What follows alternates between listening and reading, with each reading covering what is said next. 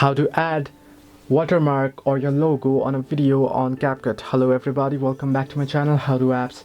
This is me Vipin Basant, and today I'll guide you on how you can add watermark on CapCut video editor. Now the process is quite simple. Now first things first, what you want to do is you want to make sure that you have your logo as a green screen, download it as a green screen background, or download it on a PNG format that you want, that is cut out, the background has been cut out, or you can use the green screen format. So here what you want to do is you want to open up CapCut, right? And you want to open up the new project option, and then you want to open up the video and you can edit them and whatever here.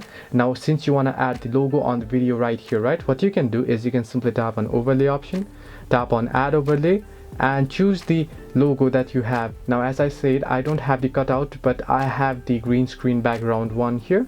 And then what you can do is you can resize it. Right now I'll just increase its size here just so you can see it, and you can choose the length from here for the entire video.